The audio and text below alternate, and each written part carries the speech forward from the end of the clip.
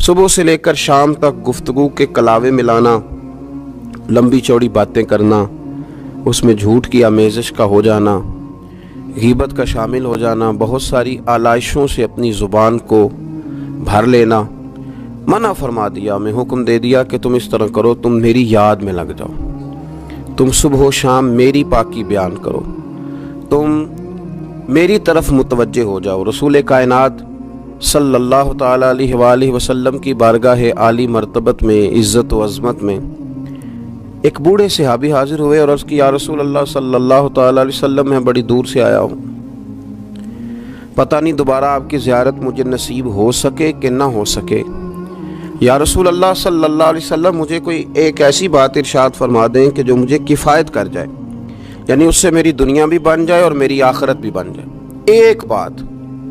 تو نبی پاک صلی اللہ علیہ وسلم نے فرمایا، تیری زبان ہر وقت اللہ کے ذکر سے تر رہنی چاہیے، یہ بات تجھے کفایت کر جائے گی، تیرا فائدہ کر جائے گی، دنیا اور آخرت میں تجھے نفع دے جائے گی۔ اسلام نے ہر وقت ذکر الہی کا حکم دیا، سونے کے وقت کی دعا بھی سکھلائی، اٹھتے وقت کے الفاظ بھی سکھائے۔ اسلام نے کہا کہ کھانا کھانا ہے تو بسم اللہ شریف سے شروع کر لینا، اور جب ختم کرنا تو الحمدللہ پہ ختم کر لینا، جب تمہیں کوئی چیز بھلی لگے تو پھر ماشاءاللہ کہہ لینا، جب کوئی مصیبت آئے تو انا للہ و انا الیہ راجعون پڑھ لینا، اور جب سیڑھیاں چڑھنے لگو تو اللہ اکبر کہا جائے، اور اونچائی سے اترنے لگو تو سبحان اللہ کہا جائے۔ گویا ہر موقع پر اللہ کی یاد کو، اللہ کے ذکر کو، رب کریم کو ہمیشہ یاد رکھا جائے۔ رسول کائنات صلی اللہ علیہ وسلم کے بارے میں سیدہ طیبہ طاہرہ حضرت عائشہ صدیقہ رضی اللہ تعالیٰ عنہ فرماتی ہیں کہ اللہ کے رسول علیہ السلام ہر وقت اپنے رب کو یاد کرتے تھے، ہر وقت حضور اپنے رب کو یاد کرتے تھے، ہر وقت اللہ کے محبوب صلی اللہ علیہ وسلم کی زبان اطہر پر اپنے رب کریم کا ذکر رہتا تھا۔ تو کثرت کے ساتھ ذکر کرنا اور ذکر کو اپنی طبیعت کا حصہ بنا لینا۔ آپ کتاب و سنت کا جب مطالعہ کرتے ہیں تو آپ غور فرمائیں کہ نبی پاک صلی اللہ علیہ وسلم نے مختلف صورتوں کے فضائل بیان کیے، پھر نبی پاک علیہ السلام نے اللہ کے مختلف اسماء کا، مختلف ناموں کی فضیلت بیان کی۔ فرمایا جو آدمی سبحان اللہ کہتا ہے اسے 30 نیکیاں ملتی ہیں، اور جو تسبیح فاطمہ ہی پڑھ لے رضی اللہ تعالی عنہا، تسبیح فاطمہ یعنی 33 بار سبحان اللہ، 33 بار الحمدللہ، 34 بار اللہ اکبر، جو شخص یہ پڑھ لے اس کے گناہ سمندر کی جھاگ کے برابر بھی ہوں۔ سمندر کی جھاگ کون ماپے گا کہ سمندر کہاں سے چلا اور کہاں پہنچا؟ تو فرمایا سمندر کی جھاگ کے برابر بھی اگر اس کے گناہ ہوں گے، اتنا بڑا پاپی بھی ہو، تو یہ اللہ کا ذکر کرنے کی برکت سے، تسبیح فاطمہ پڑھنے کی برکت سے اللہ اس کے گناہوں کو معاف فرما دے گا۔ تو حضور سید عالم صلی اللہ تعالیٰ علیہ وسلم نے ذکر کی فضیلت بیان کی۔ نبی پاک صلی اللہ علیہ وسلم نے بہت سارے اسماء تھے جن کی عظمت، عزت، رفعت بیان کی، فرمایا اس کے ساتھ اللہ کا ذکر کرو۔ صورتوں کے فضائل بیان کی۔ ہمارے ہاں میں نے دیکھا ہے کہ بعض واعظین اور بعض نقیب حضرات یا بعض ایسے لوگ جو بات کرتے ہیں، تو اگر ان کی بات توجہ سے نہ سنی جائے تو وہ خود کئی دفعہ کہہ دیتے ہیں کہ میری بات ضائع نہ کر دینا، میرا جملہ ضائع نہ کر دینا۔ وہ سمجھتے ہیں کہ یہ بڑی اہم بات تھی جو میں کرنے جا رہا ہوں، اور کئی لوگ آپ ان کی بات توجہ سے نہ سنیں تو ان کے چہرے پر اظہار ناراضگی نمایاں ہو جاتے ہیں کہ یار میں بات کر رہا تھا، اس بندے نے توجہ ہی نہیں کی۔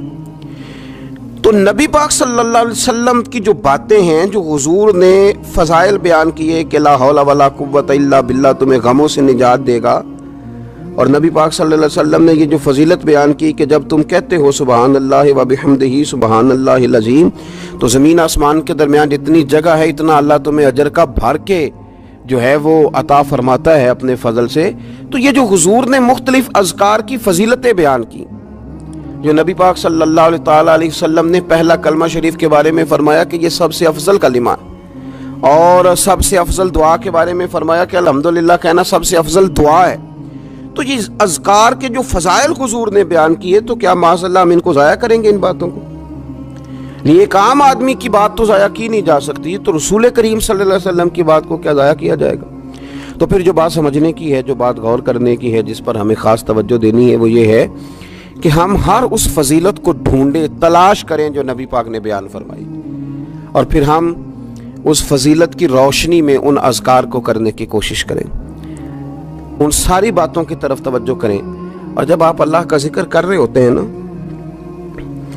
تو جس طرح آپ کے وجود کی غذا ہے روٹی، کھانا، پانی، ہوا، صحت، سانس، یہ آپ کے وجود کو زندہ رکھتی ہے، تو ایک روح کی غذا ہے، روح کی غذا ہے رب کریم کا ذکر، اللہ کی یاد۔ ہمارے ہاں زیادہ تر یہ ہوتا ہے کہ اللہ کا ذکر تو کیا جاتا ہے تو اس طرح کیا جاتا ہے جیسے طوطے نے کوئی لفظ رٹ لیے ہیں تو اب وہ بیان کر رہا ہے نا۔ ہمارے صوفیاء نے، بزرگوں نے لکھا ہے کہ وہ جو کہا گیا کہ الا بذکر اللہ تطمئن القلوب، یاد رکھو اللہ کے ذکر میں دلوں کا چین ہے، تو بعض لوگ کہتے ہیں میں تو بڑی تسبیح پڑھتا ہوں پھر بھی بے سکون رہتا ہوں، تو اس کا جواب وہ یہ دیتے ہیں کہ چونکہ انہوں نے اللہ کا ذکر کیا تو صحیح، لیکن اس طرح کرتے رہے جیسے طوطا رٹ کے کر رہا تھا۔ اگر غور کرتے اس بات پر، توجہ دیتے اس بات پر، اگر ان کا یہ ایک ذہن بن جاتا کہ میں بھلا کیا کہہ رہا ہوں، جب ان کی زبان سے نکلتا سبحان اللہ، تو پھر غور کرتے کہ میں نے یہ کہا ہے کہ اللہ پاک ہے، اللہ پاک۔ اب یہ چیز جب ان کے ذہن کے اندر، ان کے دماغ سے، ان کی روح سے ٹکرائے گی، تو جب انہوں نے کہا کہ میرا رب پاک ہے، سبحان اللہ عما یشرکون، تو پاک ہے ان چیزوں سے جن سے لوگ اس کے ساتھ شرک کرتے ہیں، تو اب جب کہا کہ وہ پاک ہے اور اس نے جو چیز بنائی ہے وہ حسین و جمیل ہی بنائی ہے، ہر عیب سے پاک ہے، وہ اس نے ہر چیز بہترین نقش و نگار کے ساتھ بنائی ہے، تو بتائیے کہ جب یہ سبحان اللہ کا معنی اور اس کا مفہوم سمجھ کر اللہ کا یہ ذکر کیا گیا، تو اب اس طرح نہیں ہو گیا کہ جیسے پورے وجود کے اندر خوشبو بکھر گئی ہو، اب یوں نہیں محسوس ہو گیا کہ جیسے بالکل ساری طبیعت ٹھنڈی اور پھولوں کی طرح ہو گئی، ویسے نہیں محسوس ہو گیا کہ جیسے اللہ نے قوت، طاقت اور روحانیت عطا کر دی۔ اور پھر جب کسی شخص نے کہا کہ الحمدللہ، تمام تعریفیں اللہ کے لیے، تو اب آپ اندازہ فرما لینا کہ وہ کتنا عظیم اور کتنا بڑا مالک ہے، کہ کہا جا رہا ہے کہ میں کسی کی کوئی جھوٹی تعریف نہیں کروں گا، مجھ سے کسی کی خوشامد نہیں ہوتی، اور کوئی کتنا بھی اونچا چلا جائے یہ ساری تعریفیں کمزور ہیں، حدود والی ہیں، ایک رب ہے الحمدللہ جس کے لیے تمام تعریفیں اسی رب کے لیے۔ اور جب کہا اللہ اکبر، اللہ بہت بڑا ہے، جب اس کی زبان سے یہ جملے نکلتے ہیں تو آپ ذرا غور فرمائیں کہ وہ کہاں پہنچ جاتا ہے۔ وہ پھر کیا کبھی کسی سے ڈرے گا؟ وہ کسی چیز کا خوف طاری کرے گا؟ کوئی چیز ایسی ہوگی جو اس کی نفسیات پر حاوی ہو سکے؟ سب سے بڑا تو اللہ ہے، تو وہ کبھی بھی کسی بڑے آدمی کے رعب کا شکار نہیں ہوگا، وہ کبھی کسی کی دولت، کسی کا اقتدار، کسی کی قوت اور کسی کی ظاہری طور پر تھوڑی بہت چمک اسے خیرہ نہیں کر سکے گی، اس لیے کہ وہ جانتا ہے کہ اکبر صرف اللہ ہی ہے۔ تو اب اس کے اندر بہت بڑی طاقت آئے گی، بہت بڑی ہمت آئے گی، وہ بہت زیادہ اپنے آپ کو قوت والا محسوس کرے گا۔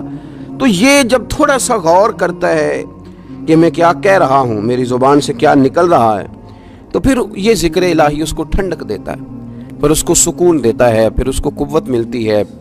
اس لیے میرے نبی پاک صلی اللہ علیہ وسلم نے فرمایا، یہ بخاری مسلم کی حدیث ہے، نبی پاک صلی اللہ علیہ وسلم نے فرمایا اس کی مثال جو رب کا ذکر کرے اور اس کی مثال جو اللہ کا ذکر نہ کرے، مثل الحی والمیت، ان لوگوں کی مثال کی طرح ہیں جو زندہ اور مردہ ہوتے ہیں۔ گویا ذکر کرنے والا زندہ ہے، ذکر کرنے والا زندہ ہے، اور ذکر نہ کرنے والا ہواؤں میں اڑ رہا ہے، کروڑوں روپے اس کی جیب میں پڑے ہوئے ہیں، لاکھوں کا سرمایہ ہے، بہت سارے لوگ جانتے ہیں، وہ محسوس کرتا ہے کہ بڑا جانا پہچانا جاتا ہوں، بڑا سمجھا سکھایا جاتا ہوں، بڑے لوگ میرے نام سے آگاہ ہیں، شعوری طور پر میں ایک بڑا آدمی ہوں، لیکن ہے مردہ، اس لیے کہ زندگی تو زندہ دلی کا نام ہے۔ مردہ دل کیا خاک جیا کرتے ہیں؟ زندہ وہ ہے جس کا مصلی آباد ہے، زندہ وہ ہے جس کی زبان اللہ کو یاد کرتی، زندہ وہ ہے جس کا کبھی کبھی دل کرتا ہے کہ آج قرآن شریف کھول لوں، زندہ تو وہ ہے جس کی طبیعت چاہتی ہے کہ یار آج لاؤ نا تسبیح، تھوڑا سا درود و سلام اپنے محبوب پہ پڑھوں، زندہ تو وہ ہے جو کبھی کبھی اس کی یاد میں محو ہو، اکیلے بیٹھا بھی ہو تو پھر بھی اس کی زبان پہ ذکر اور آنکھوں میں آنسو جاری ہو جاتے۔ جس کو یاد کر کے محو ہو جاتا ہے. یاد رکھیں ذکر الہی انسان کو زندہ رکھتا ہے، توانائی دیتا ہے، روحانیت دیتا ہے، اس کو سکون کی دولت دیتا ہے. اپنے معاملات کو جب ترتیب دیں تو اذکار کی پابندی کریں. ہمارے جو طریقت کے سلسلے ہیں نا، یہ بنیادی طور پر طریقت کے سلسلے دو کام کرتے ہیں. ایک تو عقیدے کو پختہ کرتے ہیں، نظریات کی صفائی کرتے ہیں.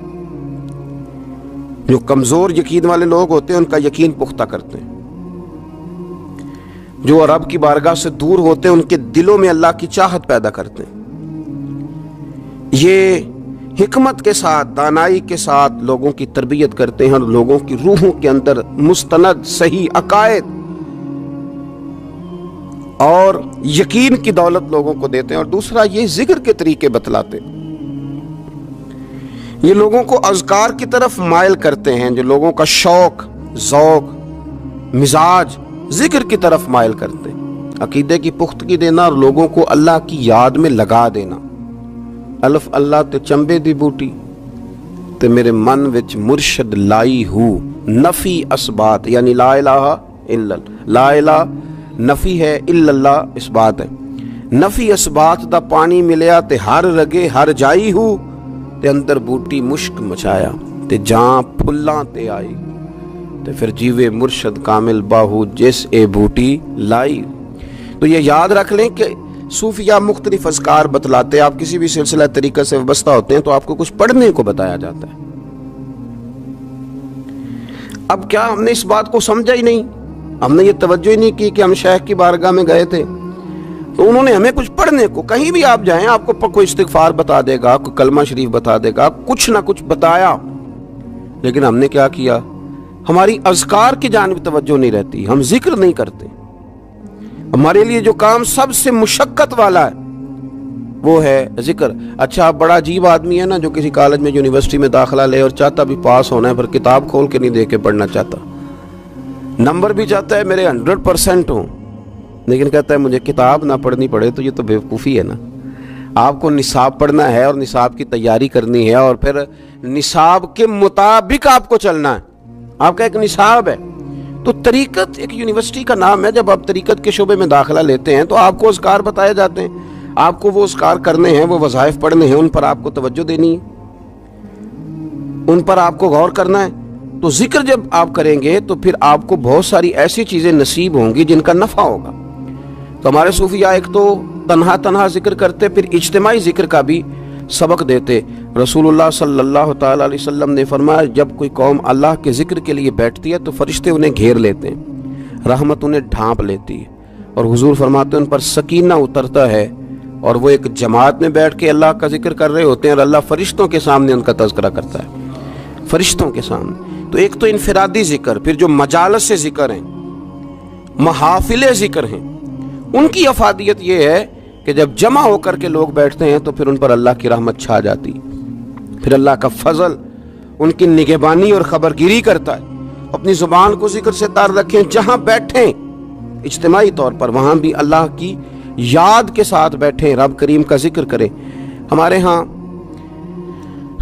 اب خلوت میں بیٹھنا، تھوڑا سا لوگوں سے الگ ہو کے بیٹھنا، تنہائی میں بیٹھنا، یہ لوگوں کے لیے اس لیے مشکل ہو گیا ہے کہ لوگ ذکر میں تو بیٹھ نہیں سکتے، عبادت کے ساتھ کوئی دلچسپی رہی نہیں، معاذ اللہ، وظائف پڑھنے کا کوئی ذوق نہیں، تو تنہائی میں بیٹھ نہیں سکتے. حالانکہ ترمذی شریف میں حدیث ہے، نبی پاک صلی اللہ علیہ وسلم نے فرمایا تمہارے لیے بہتر ہے کہ اپنے گھروں کو لازم کر لو، یعنی بلا وجہ ضرورت گھروں سے نہ نکلو، اپنے گھر میں رہو، اذکار کرو، عبادت کرو.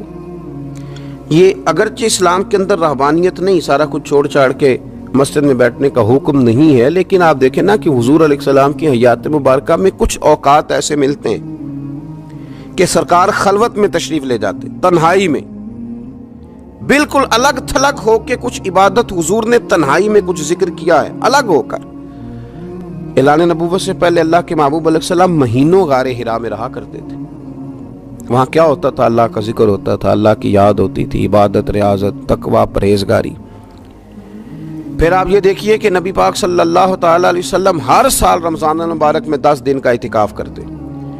اگرچہ حضور کے ذمے تبلیغی ڈیوٹیاں ہیں، سرکار کے ذمے جہاد کے بہت سارے معاملات ہیں، نبی پاک علیہ السلام نے 23 سالوں میں پوری دنیا کو انقلاب آشنا کرنا ہے، لیکن اس کے باوجود رسول کائنات صلی اللہ تعالی علیہ وسلم ہر سال رمضان کے آخری عشرے کا اعتکاف کرتے۔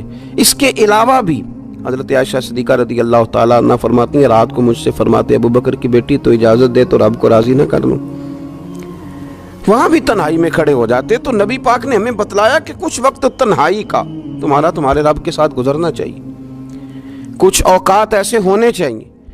تو رمضان المبارک کی مقدس گھڑیوں میں بالخصوص یہ کوشش کریں اور بالاہتمام یہ کوشش کریں کہ کچھ اوقات اللہ کی بارگاہ کے ساتھ گزریں، کچھ وقت دعاؤں میں، التجاؤں میں، راز میں، نیاز میں۔ دیکھیں نا کتنا اپنے آپ کو ہلکا لوگ محسوس کرتے ہیں کسی بندے کو اپنا دکھڑا سنا کے،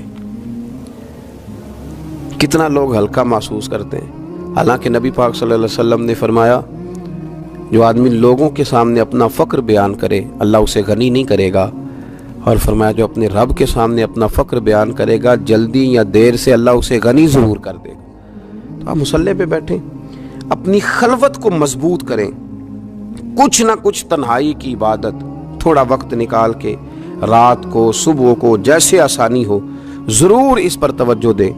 رسول کریم صلی اللہ علیہ وسلم نے اپنے عمل سے، اپنے پیغام سے، اپنی گفتگو سے ہمیں اس طرف مائل کیا۔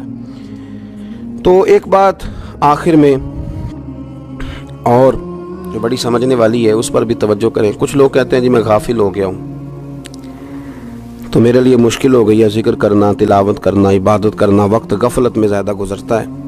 بندہ غافل کب ہوتا ہے؟ نبی پاک صلی اللہ علیہ وسلم نے فرمایا شیطان جاسم علی قلب ابن آدم، فرمایا یہ جو شیطان ہے یہ انسان کے دل کے ساتھ چمٹا رہتا ہے۔ فَإِذَا ذَكَرَ اللَّهَ خَنَسَ، جب انسان اللہ کا ذکر کرتا ہے تو یہ اس کا دل چھوڑ کے ہٹ جاتا ہے۔ اور فرمایا وَإِذَا غَفَلَ وَسْوَسَ، جب انسان غافل ہوتا ہے تو پھر شیطان وسوسہ ڈالتا ہے۔ اب نبی پاک علیہ السلام کی حدیث مبارک پر غور فرمائیے، حضور فرماتے ہیں کہ شیطان آدمی کے دل کے ساتھ چمٹا ہوا ہے۔ جب بندہ کرتا ہے نا اللہ کا ذکر تو یہ بندے کا دل چھوڑ کے دور چلا جاتا ہے۔ اور فرمایا وَإِذَا غَفَلَ وَسْوَسَ، جب بندہ غافل ہوتا ہے تو شیطان وسوسہ ڈالتا ہے۔ یہ نہیں فرمایا کہ شیطان وسوسہ ڈالے تو بندہ غافل ہوتا ہے، پہلے بندہ غافل ہوا ہے، پہلے اس نے ذکر چھوڑا ہے۔ اگر یہ ذکر نہ چھوڑتا تو شیطان اسے غافل نہ کرتا۔ تو آپ اگر شیطان کو بھگانا چاہتے ہیں تو پکڑ لیں، تسبیح کریں اللہ اللہ، وہ بھاگ جائے گا۔ اگر آپ غفلت کی چادر اتارنا چاہتے ہیں، آپ بستر میں اٹھنے کو طبیعت نہیں چاہ رہی تو آپ ایک دفعہ ہمت کریں تو صحیح، وضو کریں تو صحیح، پھر دیکھیں اللہ کتنی قوت دیتا ہے، وہ بھاگ جائے گا۔ جب آپ ایک دفعہ بسم اللہ شریف پڑھ کے نکلیں گے اپنے بستر سے اور بچھائیں گے مصلی اور کریں گے اللہ اللہ، تو دیکھیے کس طرح اللہ آسانی کرتا ہے۔ ہم اپنی اس غفلت کی بنیاد پر اس کو آواز دیتے ہیں کہ آجا میرے ساتھ دوستی کر لے۔ تو شیطان کتنی طاقت نہیں ہے کہ بندہ مومن پر غلبہ پا سکے، وہ تو اللہ کے مخلص بندوں پر غلبہ کر ہی نہیں سکتا۔ چلو بات اتنی ہے کہ جب ہم غافل ہوتے ہیں، جب ہم ذکر چھوڑ دیتے ہیں، جب ہم یہ ذوق ہی نہیں پیدا کرتے کہ میں کچھ اللہ اللہ کر لوں، اپنی طبیعت کو لگائے ذکر میں، اپنا مزاج، اپنا دل، اپنی آنکھیں، اپنی روح، اس کو اللہ کی یاد کے ساتھ محو کریں، پھر دیکھیں اللہ کتنی آسانیاں